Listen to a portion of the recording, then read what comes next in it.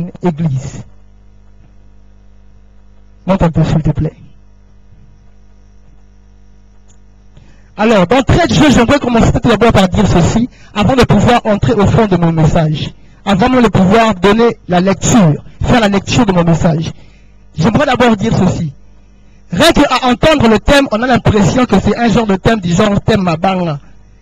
Rien qu'à entendre le thème, on a l'impression que c'est du genre un thème pour pouvoir critiquer. Non. J'aimerais commencer d'abord à mettre le point sur les i en disant ceci. Le thème que nous exploitons en ce soir n'est pas un thème pour que nous puissions nous faire un nom derrière les hommes de Dieu. Le thème que nous allons parler en ce soir n'est pas un thème qui va nous permettre de pouvoir nous faire un nom derrière nos pères ou encore derrière ceux qui nous ont précédés. Est-ce qu'on est ensemble? Est-ce qu'on est ensemble? En fait, je voudrais dire ceci. Nous ne sommes pas venus entendre la parole ici, une parole qui est en train de dire, ou encore qui est en train de jeter de Mabanga, comme on dit en lingala. Il y a une mentalité qui s'est infiltrée dans l'église, j'appelle ça la mentalité de Wenge. Cette mentalité, c'est laquelle? Nous prenons l'exemple d'un musicien. Ok. Lorsque un jeune musicien sort, une jeune vedette sort, la première des choses que cette vedette fait, c'est de pouvoir critiquer ceux qui l'ont précédé. N'est-ce pas? Comme pour dire que vérité n'est, yango et comme pour dire que ma solo n'est, yango on est sur le besso, badapamba. Et malheureusement, cette attitude est entrée dans l'église. Lorsque nous voyons de nouveaux ministères émerger, de nouveaux hommes de Dieu sortir, la première des choses qu'ils font, c'est d'abord critiquer ceux qui leur ont précédé. La première des choses qu'ils font, c'est de pouvoir dénuder l'église. Ce n'est pas notre pensée en ce soir. Je crois qu'il faut dire amen. Ce n'est pas notre pensée ce soir. Ce soir, nous ne sommes pas là pour pouvoir dénuder un homme de Dieu ou encore une église. Ce soir, nous ne sommes pas là pour pouvoir nous faire un nom derrière un homme de Dieu. Ce soir, nous sommes là pour entendre l'oracle du Seigneur.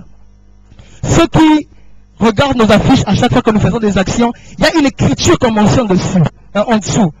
Cette écriture, c'est celle d'Apocalypse qui dit que celui qui a des oreilles entende ce que l'Esprit dit aux églises. Et c'est ce que nous avons toujours mentionné en bas. Comme pour dire, ce que nous annonçons, ça ne vient pas de nous, mais ça vient de l'Éternel. Quelqu'un le croit? Nous ne sommes pas ici pour pouvoir critiquer une église. Deuxième des choses que j'aimerais dire, nous ne sommes pas ici pour pouvoir inciter les jeunes à la rébellion. Nous ne sommes pas ici pour pouvoir larguer une parole qui incite les jeunes à pouvoir se rébeller de leur église pour qu'ils puissent venir là où nous sommes. Non. Notre devoir, c'est de pouvoir annoncer l'oracle de l'Éternel et partir. Je suis conscient que parmi ceux qui nous ont précédés, il y a eu beaucoup d'abus. Et même surtout dans le domaine prophétique. N'est-ce pas, prophète Jerry? Il y a eu beaucoup d'abus. Mais nous ne sommes pas venus pour pouvoir parler de ces abus. Nous sommes venus pour remettre certaines choses à l'ordre. Quelqu'un est avec moi? Nous ne venons pas pour inciter les jeunes à la rébellion. Mais nous venons pour communiquer la pensée du Seigneur. Afin que l'église actuelle redevienne église. Dis après moi, afin que l'église actuelle redevienne église. Alors lève-toi là, tu veux, nous allons lire quelques passages bibliques.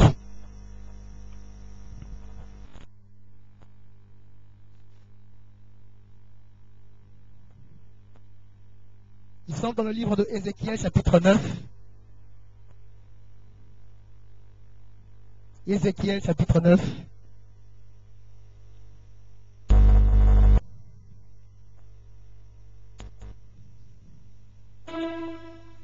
Ok, Jordi, monte ce son-là. J'ai besoin de ce son. Ézéchiel 9, déjà à partir du premier verset. Je lis au nom du Seigneur. Je lis au nom du Seigneur. Puis, je l'ai entendu crier d'une voix forte, approchez-vous, vous qui devez intervenir contre la ville. Que chacun ait son instrument de destruction à la main. Notez bien. 6 hommes sont arrivés par l'entrée supérieure du côté nord. Chacun avait son arme meurtrière à la main. Il y avait au milieu d'eux un homme habillé de lin qui portait du matériel de scribe à la ceinture. Ils sont venus se placer près de l'autel de bronze. Alors la gloire de Dieu d'Israël s'est levée au-dessus du chérubin sur lequel elle était et s'est dirigée vers le seuil du temple. Puis l'Éternel a appelé l'homme habillé de lin, celui qui portait du matériel de scribe à la ceinture, et lui a dit, passe au milieu de la ville, au milieu de Jérusalem, et fais une marque sur le front des hommes qui gémissent et se lamentent à cause de toutes les horreurs qui s'y commettent. Ensuite, je l'ai entendu dire aux autres, passez après lui dans la ville et frappez. Que votre regard soit sans pitié. N'ayez aucune compassion. Tuez le vieillard, les jeunes hommes et les jeunes filles, les enfants et les femmes, jusqu'à l'extermination. Mais n'approchez pas de tous ceux qui ont la marque sur eux. Commencez par mon sanctuaire. Je répète, commencez par mon sanctuaire.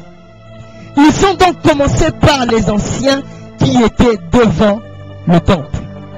Nous sautons. Ézéchiel toujours, chapitre 37. Le verset 7 à 10.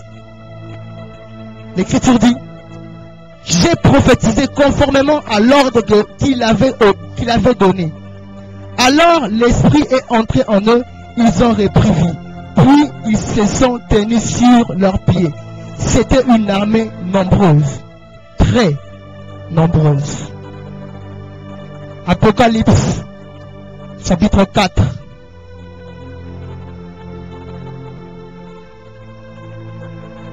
Le verset 5 à 8. Du trône sortaient des éclairs, des voix et des coups de tonnerre. Et devant lui brillaient 7 lampes ardentes qui sont les 7 esprits de Dieu. Devant le trône, il y avait aussi comme une mer de verre qui a la transparence du cristal. Au milieu et autour du trône se tenaient 4 êtres vivants, couverts d'yeux devant et derrière. Le premier être ressemblait à un lion, le deuxième à un taureau, le troisième avait le visage d'un homme et le quatrième ressemblait à un aigle en plein vol. Les 4 êtres vivants ont chacun 6 ailes et ils sont couverts d'yeux tout autour et à l'intérieur. Ils ne cessaient de dire jour et nuit, Saint, Saint, Saint est le Seigneur, Dieu le Tout-Puissant, celui qui est, celui qui était, qui est et qui vient. Dernier texte. Avant-dernier texte, Matthieu. Chapitre 21.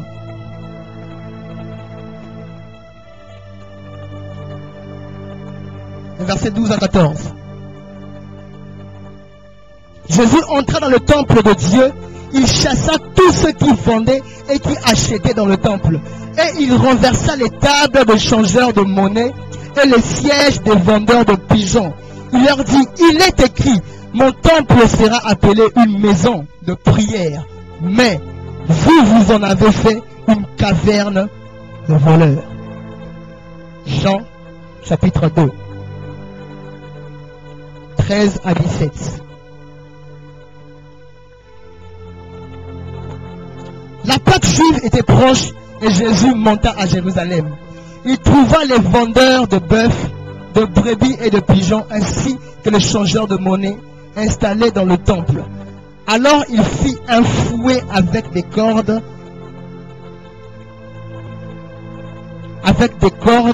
et les chassa tous du temple, ainsi que le brebis et le bœuf. Il dispersa la monnaie des changeurs et renversa les tables. Et il dit aux vendeurs de pigeons, enlevez cela d'ici, ne faites pas de ma maison, ne faites pas de la maison de mon père une maison de commerce. Ses disciples se souvinrent qu'il est écrit, le zèle de ta maison me dévore. Seigneur notre Dieu, nous te recommandons ce qui se dira en ces lieux, dans le nom puissant de Christ Jésus. Amen. Nous pouvons nous rasseoir. J'aimerais maintenant commencer le message. afin que l'église actuelle redevienne église. Dans ce thème, il y a un mot qui revient 2 fois. C'est le mot église. Que nous avons constaté, n'est-ce pas? Apparemment, rien qu'en lisant le thème, c'est comme s'il y a une différence entre l'église actuelle et l'église simple dont on est en train de crier dans le thème. Y a-t-il une différence entre l'église actuelle et la réelle église? Nous allons le découvrir tout au long de ce thème. D'abord, quelle est l'église actuelle? L'église actuelle, c'est le temps auquel nous sommes. C'est ça l'église actuelle. Mais lorsque nous disons, afin que l'église actuelle redevienne église, de quelle autre église sommes-nous en train de parler? Nous sommes en train de parler de l'église initiale. Nous sommes en train de parler de l'église qui a commencé avec les apôtres. Nous sommes en train de parler de l'église qui avait commencé lorsque Jésus était parti et il avait envoyé le Saint-Esprit. Et nous sommes sans ignorer qu'au temps actuel où nous sommes, et au temps où l'église, le Saint-Esprit était descendu et l'église avait commencé, il y a une très grande différence. Et c'est ce dont nous allons en parler ce soir. Donne-moi un amen et je fonce. Donne-moi un amen puissant et je fonce. Lorsque nous lisons le livre d'Ézéchiel, que nous venons de lire, en ce temps-là, le peuple s'était tourné vers l'abomination. À tel enseigne que même le sanctuaire de Dieu commençait à être souillé par des idoles qui étaient infiltrés dans le temple de Dieu. L'Esprit du Seigneur parla au prophète Ézéchiel et il lui donna l'ordre de prophétiser. Dans la prophétie de Ézéchiel, il est en train d'annoncer que le Seigneur va passer pour pouvoir détruire. Pourquoi? Parce que la souillure était entrée, non seulement dans la nation, mais surtout dans l'église. Et lorsque vous lisez très bien l'écriture comme moi, il y avait 6 personnes. 6 personnes qui, à chacun d'entre eux, avait un instrument de destruction à la main. Et au milieu de ces 6, il y en avait un qui était habillé en lin et qui avait sur sa ceinture un manuscrit de scribe pour pouvoir écrire. Et qu'est-ce qui se fait? Dieu a d'abord dit à celui qui s'est trouvé au milieu de 6, il a dit, entre, va et marque, fais une marque sur le front de tous ceux qui sont encore fidèles. Fais une marque sur le front de tous ceux qui sont contre la prostitution ou encore l'abomination qui s'est infiltrée dans l'église, même dans la nation. Et après que l'ange habillé de lin est passé pour pouvoir marquer ceux qui étaient fidèles, le Seigneur a dit maintenant aux 6, à votre tour de passer, et frappez tout le monde que vous verrez. Épargnez ceux qui auront la marque sur leur front, c'est-à-dire le juste, c'est-à-dire le fidèle. Mais il y a une chose qui me tique que le Seigneur est en train de dire. Il dit, commencez par mon sanctuaire. Autrement dit, commencez par mon église. Bien-aimés dans le Seigneur, j'aimerais nous dire quelque chose. Lorsque Dieu veut visiter une nation, le premier endroit qu'il visite d'abord, c'est l'église. Ainsi même lorsque Dieu veut frapper une nation, le premier endroit qu'il commence d'abord à frapper, c'est l'église. Parce que l'église est censée être la colonne vertébrale du corps qui est la nation. Lorsque l'ange est passé pour pouvoir mettre la marque, c'est alors que les 6 sont passés pour pouvoir détruire. L'ange dont nous parle Ézéchiel n'est rien d'autre que la typologie de notre Seigneur Jésus-Christ, qui est passé et qui était en train de mettre la marque, qui n'est rien d'autre que le sang du Saint-Esprit, qui est placé à ceux qui étaient fidèles. Et à ceux qui avaient le Saint-Esprit en eux, ils étaient épargnés. Mais ceux qui n'avaient pas l'Esprit du Seigneur en eux, ils étaient frappés. Mais ce qui me tique encore, le Seigneur a dit, commencez par mon sanctuaire. Commencez par le lieu où je suis vénéré. Commencez par le lieu qui est censé être le lieu saint. Pourquoi? Parce que ce lieu-là a été souillé. Le Seigneur a décidé de frapper. Pourquoi? Pour que l'église redevienne église. Et j'aimerais signaler au peuple de Dieu, lorsque Dieu se décide de pouvoir frapper en commençant par l'église, le premier endroit d'abord qu'il check, c'est la tête, c'est l'ange qu'il a placé sur l'église. Hein? Et je suis en train de dire, bien aimés dans le Seigneur, prions fidèlement pour nos pères. Prions très bien pour nos pères spirituels. Alors, ma sécurité. Prions pour nos pères spirituels. Parce que la saison où nous sommes est une saison où les 6 sont en train d'exterminer. Il y a 3 ans passés, nous avons prophétisé. Nous avons dit que le temps arrive où le Seigneur va commencer à exposer les faux serviteurs de Dieu à nu devant les écrans. Quelques temps après, qu'est-ce que nous n'avons pas vu sur le net? Quelques temps après, qu'est-ce que nous n'avons pas vu dans la télévision? Les faux serviteurs avaient commencé à être exposés comme ça. Pourquoi? Parce que les 6 sont en train de faire un travail. Chacun avec son instrument de destruction à la main. Le Seigneur n'a plus le temps qu'on puisse continuer à blaguer avec l'Église. Parce que le temps auquel nous sommes est un temps de confrontation. Oh. Le temps auquel nous sommes est un temps de puissance et de confrontation. Ainsi, si l'Église est toujours faible, l'Église ne pourra pas remporter la victoire. Mais pour que l'Église puisse rester victorieuse, il faudrait d'abord qu'elle redevienne ce qu'elle est. Il faudrait que les sanctuaires soient réellement appelés sanctuaires, c'est-à-dire un lieu où le Dieu saint est vénéré. Et c'est le travail que le Seigneur a décidé de faire. L'Église doit redevenir celle qu'elle était, l'Église initiale. Je le dis, lorsque Dieu décide de visiter une nation, il commence d'abord par l'Église. L'Église, c'est la colonne vertébrale. Écoutez, la nation est un corps qui possède pour esprit l'Église. Mais tant que l'esprit de celui-ci, qui est l'Église, est en mode sommeil, il est impossible que le corps marche en mode réveil. Aïe, aïe, aïe, aïe, aïe, aïe. Pourquoi? Parce que quand même bien dans Ézéchiel 37, la grande armée des ossements desséchés ont repris chair. Mais tant que l'esprit n'a pas encore été infusé en eux, il est impossible que ceci puisse devenir une armée vivante. Voilà pourquoi il faut que le fils de l'homme, comme Ézéchiel, s'élève, en fait de prophétiser en disant, esprit, viens de 4 vents et souffle sur ces morts. Parce qu'un corps sans l'esprit est un mort. Un corps sans esprit ne diffère à rien d'un mort. Et l'esprit du corps, c'est l'Église.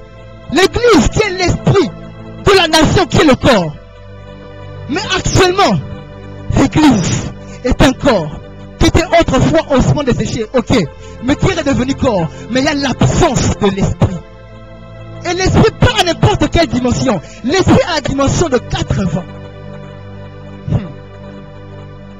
Ézéchiel n'a pas prophétisé de n'importe quelle manière lorsqu'il appelait l'esprit. Il a dit, esprit, viens de 80 et souffle sur ces morts. Or, le chiffre 4, c'est le chiffre de l'équilibre. Autrement dit, Ézéchiel est en train de dire ceci. Il faudrait que l'esprit puisse entrer en mode équilibre dans le corps. Aïe, aïe, aïe, aïe, aïe, aïe. Il faudrait que l'esprit entre en mode équilibre dans le corps. Pourquoi? Parce que tant que l'esprit n'est pas en mode équilibre dans le corps, lorsque ceux-ci vont ressusciter, ils auront un déficit de résistance face à leurs ennemis. Voilà pourquoi l'esprit doit venir des 4 vents. 4 qui est le chiffre de l'équilibre. L'équilibre de l'esprit doit rentrer dans l'église. Nous aimons bien l'équilibre de la parole, mais nous voulons aussi l'équilibre de l'esprit. Esprit vient de 4 vents. Souffle sur ces morts. Qui sont les 4 vents? Qui sont les 4 vents? Les 4 vents nous est révélé dans Apocalypse chapitre 4 comme en étant les 4 êtres vivants qui ne sont rien d'autre l'image des 4 évangiles de Dieu. Matthieu, Marc, Luc, Jean. Matthieu révèle Jésus comme en étant le roi, c'est-à-dire la dimension de la royauté, le lion. Marc révèle Jésus comme en étant le bœuf, c'est-à-dire le serviteur. Luc révèle Jésus comme en étant le fils de l'homme, la dimension de l'homme. Mais Jean révèle Jésus comme en étant l'aigle. Aïe, aïe, aïe, aïe, aïe, aïe, aïe, aïe, aïe, aïe. Et c'est ces 4 esprits-là qui devaient venir dans le corps, c'est-à-dire la dimension du lion, la dimension de l'homme, la dimension de l'aigle, la dimension du bœuf. Ces 4 esprits-là, c'est ça l'équilibre qui devait entrer dans le corps pour que l'armée puisse revivre de nouveau. Mais aujourd'hui, il y a un déficit de l'esprit dans l'église. Au lieu de 4 dimensions, on trouve 2. Au lieu de 4 dimensions, on trouve une dimension. Et c'est ce qui se passe actuellement. On a un problème d'équilibre de l'esprit dans l'église. Nous avons besoin de l'équilibre de l'esprit dans l'église. Je prophétise que l'équilibre de l'esprit est en train de revenir dans l'église. Ayabashata. Je prophétise que l'esprit est en train de venir le 4 vents et elle est en train de revenir dans l'église. Nous avons besoin de ces 4 dimensions dans l'église. Pourquoi? Parce que l'église n'est pas une église faiblard, mais l'église est une église victorieuse en Jésus-Christ. On amène bien. C'est comme si tu ne pas si plus amène mort à bien. Nous avons besoin de l'esprit. Nous voulons la parole, hein? Mais l'esprit, l'équilibre dans le pays. Et nous connaissons l'équilibre dans le pays. Hein? Et nous connaissons l'équilibre dans le pays. Maintenant, écoutez ce qui se passe. Nous avons lu les restes, nous avons fait un bond vers le Nouveau Testament. Ok? Écoutez ce qui se fait. Jésus entre dans le temple. Alors que Jésus entre dans le temple, qu'est-ce que Jésus trouve? Jésus trouve des infiltrés dans le temple de Dieu. Il trouve des changeurs de monnaie. Il trouve des vendeurs de bœuf, des vendeurs de pigeons et que les vendeurs de brebis. Regardez ce qui est en train de se passer. À l'époque, lorsqu'on allait adorer Dieu, on achetait un animal, on montait vers lui, vers l'autel, on le sacrifiait comme une offrande d'adoration à Dieu. N'est-ce pas? Mais qu'est-ce qui s'était fait? Au lieu que les gens viennent de loin avec chacun son animal, aller le sacrifier à Dieu, les marchands s'étaient infiltrés dans le sanctuaire de Dieu. Les marchands étaient venus, les changeurs de monnaie étaient venus, de sorte que tu peux être l'étranger, tu viens dans le temple avec ta monnaie. La première personne que tu trouveras, c'est d'abord le changeur de monnaie. Tu changes ta monnaie, tu as la différence de la nation. Tu prends, tu vois, tu te payes un animal pour sacrifier. Ou, toujours dans le sanctuaire de Dieu. Tu le prends, tu pars avec. N'est-ce pas qu'en ce temps-là, la facilité était entrée? N'est-ce pas que la modernisation était entrée? N'est-ce pas? Mais lorsque Jésus vient, il chasse tout cela. Pourquoi? Parce que le Saint-Esprit m'a révélé qu'en réalité, lorsque Jésus était en train de chasser ces hommes, il n'était pas en train de chasser des hommes, mais il était en train de chasser les esprits cachés derrière ces personnes. Derrière chaque personne qui était infiltrée dans le temple, se cachait un fondement spirituel et démoniaque que Jésus était venu renverser. Pourquoi? Pour que l'église redevienne église, pour que le sanctuaire redevienne sanctuaire. Jésus a dit, il est écrit que ma maison est une maison de prière, mais vous en avez fait une caverne de voleurs. Écoutez, j'aimerais dire ceci, j'ouvre une parenthèse. L'église est un lieu de prière et non un lieu de cantique et de liturgie. D'abord l'église, c'est la prière. L'église d'abord c'est la prière. Ce n'est pas le cantique, ce n'est pas la liturgie, ce n'est pas les cérémonies. D'abord la prière. Voilà, si tu vas dans une église, hein, peu importe sa taille physique, mais lorsque tu trouves le feu de la prière, reste-y. Parce que c'est ça l'église. L'église n'est pas...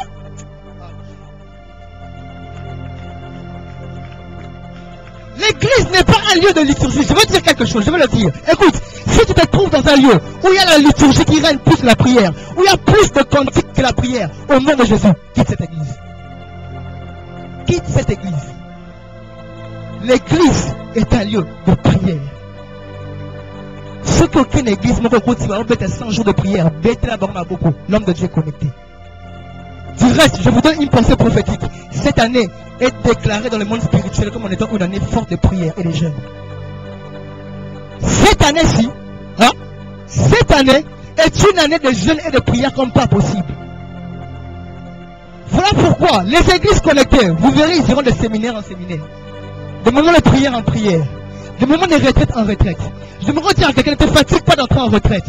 Ne te fatigue pas de chercher Dieu. Parce que la pensée prophétique pour toute cette année, c'est de pouvoir chercher Dieu. Car cette année est une année de prière. Oh, lorsque tu es dans la prière, tu es en train de carburer. Tu es en train de faire monter les turbos. Parce que le jour où tu seras lancé,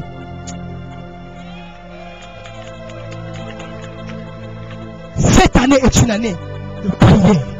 D'abord la prière. D'abord la prière. Nous voulons que la prière à son statut reviennent dans l'église. Ah.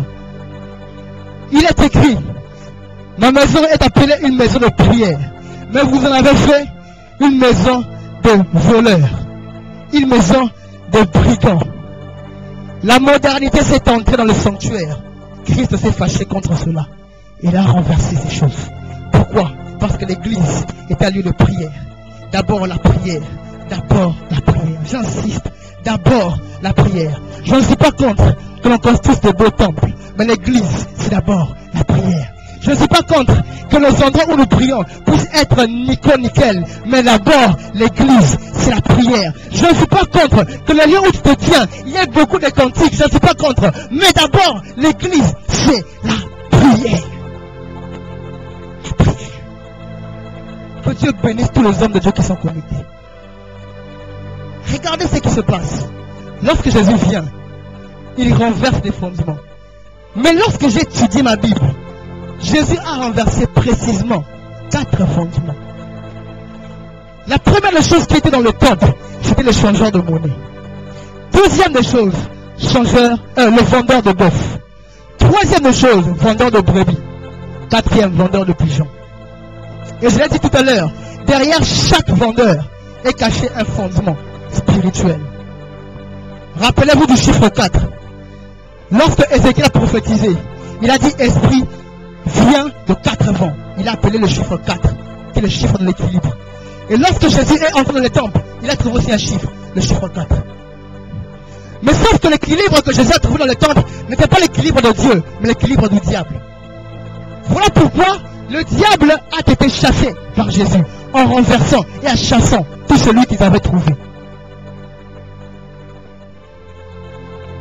Les 4 vents, les 4 êtres vivants, Matthieu, Marc, Luc, Jean. Mais Jésus, lorsqu'il s'approche, il trouve changeur de monnaie, bœuf, brebis, pigeon. Les 4 choses qui étaient infiltrées dans l'église, selon le diable, étaient censées étouffer les 4 dimensions de Dieu qui étaient dans le sanctuaire. Mais avant d'aller plus loin, j'entends le Saint-Esprit me dire de pouvoir prophétiser pour quelqu'un. J'aimerais prophétiser ceci.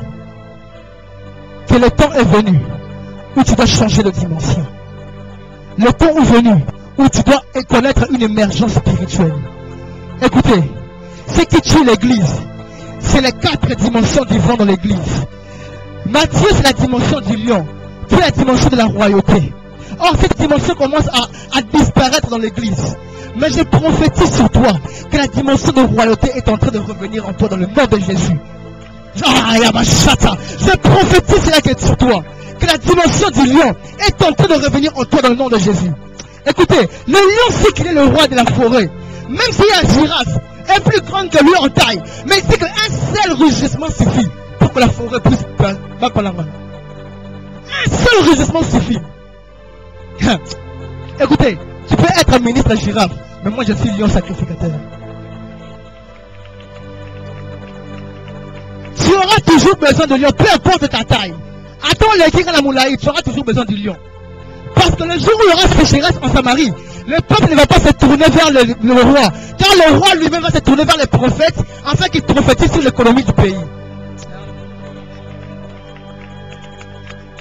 Lorsque la sécheresse est entrée ce jour-là, le peuple s'est tourné vers le roi. Le roi était incapable de faire quelque chose.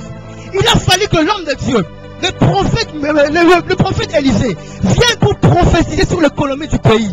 Et il a dit, non pas l'année prochaine, mais demain, que la dimension du lion revienne en toi dans le nom de Jésus. Que lorsqu'on te voit toi, qu'on ne voit pas un chien, mais qu'on arrive à voir un lion en toi. Deuxième dimension, Seigneur, c'est celle de la dimension du serviteur qui le vaut. Lorsque Jésus est venu, il était venu aussi en tant qu'un lion, mais aussi en tant qu'un serviteur. Et cette dimension commence aussi à disparaître dans l'église. Lorsqu'on voit la dimension des serviteurs, on a besoin aussi des serviteurs. On n'a pas besoin que des lions, mais on a besoin de la dimension du serviteur dans l'église. De nos jours, tout le monde veut être leader, alors que tout le monde n'a pas été appelé à être un leader. Tout le monde veut avoir un ministère, alors que tout le monde n'a pas été appelé à pouvoir avoir un ministère. Il y a de ceux qui sont appelés à diriger et de ceux qui sont appelés à être dirigés.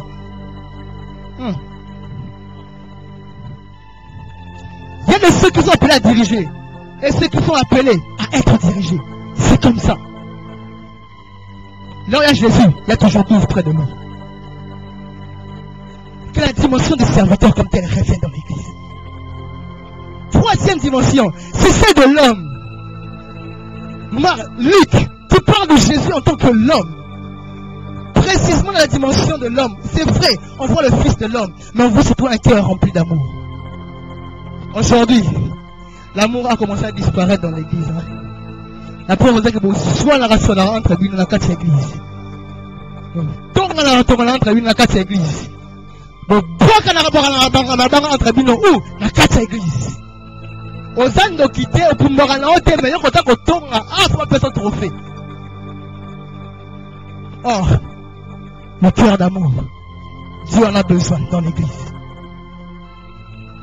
La quatrième dimension, c'est celle qui a été révélée par Jean comme en étant un aigle. J'aime comment est-ce qu'il est précisé dans l'Apocalypse. Pas seulement comme un aigle, mais la face d'un aigle en plein vol. C'est-à-dire que tu n'es pas statique, mais tu es en train de bouger. Aïe, aïe, aïe, aïe, aïe, aïe. Un aigle en plein vol. Lorsque l'aigle est en plein vol, il change de figure par rapport à lorsqu'il est à terre. Mais ce jour-là, Jean a vu un aigle, non pas qui était à terre, mais un aigle qui était en plein vol. C'est-à-dire qui ne fait que monter. Qui ne fait que monter. Je prophétise que cette année tu montes. Je déclare sur toi que cette année tu montes. Et je déclare sur l'église du Congo que cette année nous montons dans le nom de Jésus. Qu'est-ce qui vient? Le diable aussi avait placé ces 4 choses en lui. La première des choses que le diable avait placées, c'est les changeurs de monnaie. La deuxième des choses, le bœuf. Vendeur de bœuf. Troisième des choses, vendeur de brebis. Quatrième des choses, vendeur de pigeons. Aïe, aïe, aïe. 4 choses devant Dieu. 4 choses pour Dieu. 4 choses pour le diable. Nous commençons d'abord par la dimension du lion. Le diable, lorsqu'il a infiltré des fondements dans l'église, il a infiltré les changeurs de monnaie pour pouvoir casser la dimension du lion qui est censé être dans l'église. Et précisément dans les changeurs de monnaie, on retrouve un esprit. L'esprit qu'on appelle l'esprit de maman. Maman qui est révélée dans la Bible comme en étant le Dieu de l'argent. Cela veut dire quoi? Aujourd'hui à l'église, la dimension de la volonté. Aujourd'hui à l'église, c'est devenu toujours l'argent, l'argent, l'argent. Ou lorsque tu vois une âme, la première des choses qui te vient à l'esprit, oh, c'est un gros poisson dans l'ail, l'argent. L'esprit de cupidité qui s'est infiltré. Une cupidité terrible qui s'est infiltrée au sein des serviteurs de Dieu. Ah! Je connais un homme de Dieu. Pardon, je connais un homme de Dieu. Hein? Je l'ai invité à Joël. À sa service, cet homme de Dieu m'a demandé l'argent.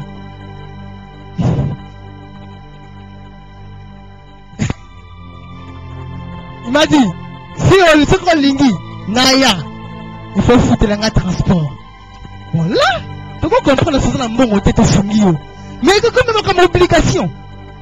Foutre le transport. Service, on a été à ta service de fond de conseil à thé.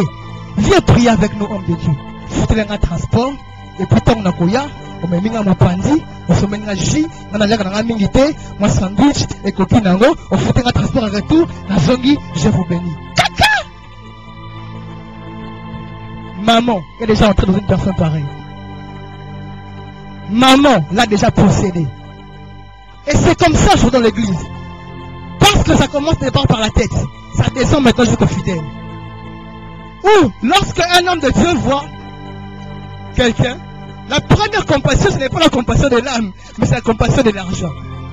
Ah, c'était mal, l'argent.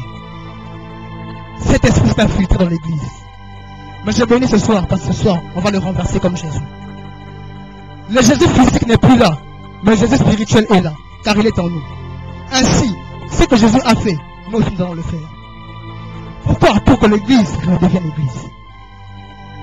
Deuxième dimension, c'est le bœuf que le diable a infiltré à la place du bœuf de la dimension du bœuf du serviteur de Jésus-Christ.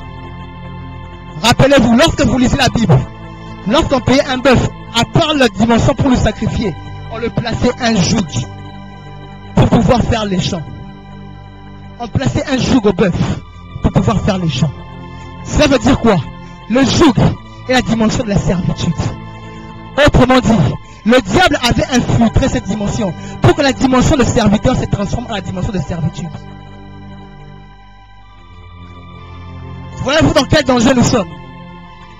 Où on ne voit plus un serviteur, mais on voit une servitude totale et pénible. Le diable a infiltré la servitude dans l'église. Aux autres travailler, non, tu crois que tu travailles pour Dieu, mais tu travailles pour quelqu'un. Servitude.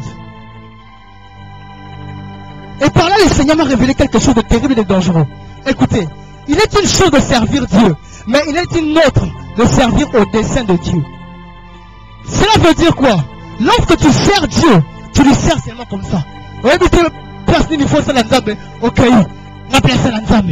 lorsque tu sers au dessein de Dieu, tu sers dans l'endroit précis où Dieu te veut. Et le diable a infiltré des gens pour qu'ils puissent servir Dieu. Mais tu ne sais pas que tu n'es pas dans la dimension de serviteur, mais de servitude. Pourquoi? Parce que tu ne travailles pas au dessein de Dieu dans ta génération. Voilà pourquoi la Bible dit qu'au dernier temps je déverserai de mon esprit sur toute chair. Vos fils et vos filles prophétiseront. Pourquoi? Parce que seule la prophétie est capable de redresser quelqu'un qui est dans la servitude. Seule la prophétie. Tu regardes quelqu'un, tu dis qu'est-ce que tu fais au protocole? Je te fais l'intercession. Rentre là-bas, c'est là que je te veux. C'est ça. Les gens ont été confondus. Pour ça, on sait la canne. Pour la yembara. Toi, tu crois que tellement qu'on y a faut la canne la chorale? Hein? Chanter n'est pas synonyme de pouvoir faire un album plus tard. Tu peux bien chanter, mais le Seigneur a besoin de ta voix dans l'intercession. Tu peux mal chanter, mais ce n'est pas une peut-être dans la chorale.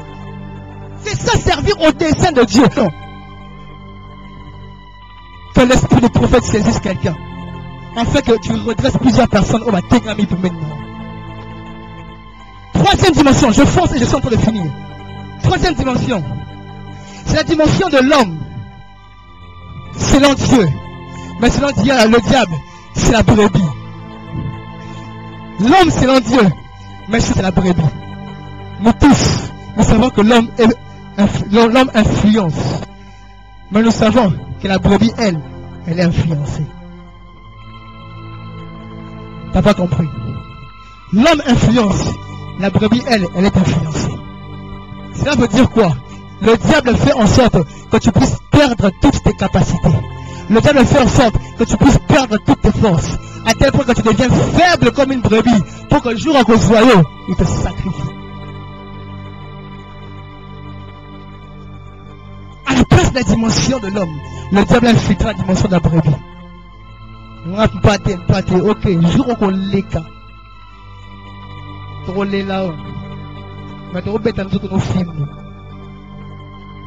Pourquoi? Parce que tu as été faible, spirituellement parlant. Tu t'es laissé influencer par le diable. Et la quatrième dimension, selon Dieu, c'est l'aigle. Mais selon le diable, c'est le pigeon. Pigeon. Lorsque tu es possédé par cet esprit, la première des choses que tu perds, c'est la vision. La première des choses que tu perds, c'est la vision. Cet esprit, le diable l'a mené dans l'église pour voiler la vision de plusieurs personnes. En commençant par la tête. Le pigeon est capable de voir d'ici jusqu'à l'Upen. Pardon, l'aigle est capable de voir d'ici jusqu'à l'Upen. Mais le pigeon n'est même pas capable de voir d'ici jusqu'à cette porte-là. Et c'est que l'esprit que le diable a emmené. Où il vient, la première chose, il casse la vision dans l'église. La vision devient détournée. Pourquoi? Parce que la dimension de l'aigle a disparu. Et maintenant, c'est la dimension du pigeon. La vision devient faible. On commence à dire vision, vision, et vision, c'est la vision de Dieu. Parce que lorsque Dieu t'avait appelé, tu n'avais aucune vision. Mais le jour où il s'était rencontré avec toi, il a dit que toi, tu dois faire ceci, tu dois faire ceci, faire cela. Ce n'est pas ta vision, c'est la vision de Dieu. Ce n'est pas ta vision, c'est la vision de Dieu. Peut-être qu'il est fait avec toi, oui, mais c'est de Dieu. Et si c'est la vision de Dieu, laisse-le gouverner les choses selon lui. Oui. Si c'est la vision de Dieu, laisse-le faire selon lui. Ce ministère n'est pas une église. Je l'ai dit. Ce ministère n'est pas une église. Encore moins un groupe de prière. Encore moins une cellule. Ce ministère est un ministère ambulant. Ça veut dire quoi? Le jour où le Seigneur me permet de quitter ici, vous ne régnerez plus au nom de ce ministère. Pourquoi? Parce que c'est la vision de Dieu. Ce n'est pas ma vision, mais je me laisse conduire par le Seigneur. Aujourd'hui, nous sommes réunis. Peut-être la prochaine action, c'est dans une année. Peut-être la prochaine action, c'est dans 3 mois. Peut-être la prochaine action, c'est dans 2 semaines. Ce n'est pas ma vision, c'est celle de Dieu. Église, quittons la dimension de pigeon, où nous approprions la vision que Dieu nous a donnée. Non, elle n'est pas tienne, elle appartient à Dieu. Elle appartient à Dieu. Lorsque l'esprit même doit se mouvoir dans l'église, laisse-la se mouvoir. Parce que ce n'est pas ta vision, c'est la vision de Dieu. C'est celle de Dieu. La deuxième chose que tu perds, c'est la dimension de l'envol. Où tu restes statique. Tu n'arrives plus à décoller. On ne te voit plus dans les hauteurs. Lorsque tu es dans le conseil, tu es absent. Il ne te voit plus. Pourquoi? Tu t'es habitué aux choses de la terre. Tu t'es habitué à manger les choses de la terre. Tu t'es habitué aux vêtements. Tu t'es habitué aux choses qui passent, aux choses qui périssent. Oh, la Bible dit, recherchez d'abord le royaume des cieux et sa justice. Le royaume des cieux, c'est ce qui est élevé. Et seul un aigle peut monter dans les hauteurs. Cela veut dire que les aigles cherchent d'abord le royaume des cieux. Ils montent d'abord et ils laissent les futilités. Les aigles montent d'abord. Monte d'abord. Les pigeons, eux, ils restent par terre. Nous refusons d'être pigeons dans le nom de Jésus. Nous refusons d'être pigeons dans le nom de Jésus. Je chasse l'esprit de pigeons dans l'église dans le nom de Jésus. Nous sommes destinés à être les aigles. Oh, Retabashaka. Nous sommes, toi, tu es destiné à être un aigle. Toi, lorsque tu montes, tu dois monter pour atteindre le royaume. Tu dois atteindre la dimension où Dieu te veut. C'est ce que Dieu veut, que cela revienne dans l'église, qu'elle revienne. Je me suis tellement habitué au ciel que j'ai chassé tout ce qui est terrestre. J'ai tellement chassé tout ce qui est terrestre, à telle enseigne que j'ai commencé à me sacrifier moi-même pour Dieu. J'aimerais revenir à quelque chose. Écoutez, église, cette année est une année de prière. Je suis en train de répéter cela. Cette année est une année de prière. D'abord la prière. D'abord la prière. Le Saint-Esprit me dit de dire à l'église, d'abord la prière. Moi-même tel que je suis là, j'ai un carnet à remplir de 300 jours de prière. Aïe, aïe, aïe, aïe. Sur quelqu'un qui t'a ressuscité. Pourquoi? J'ai sacrifié même toute cette année ma beauté à Dieu. Je l'ai sacrifié à Dieu. Pourquoi? Parce que je suis habitué à chercher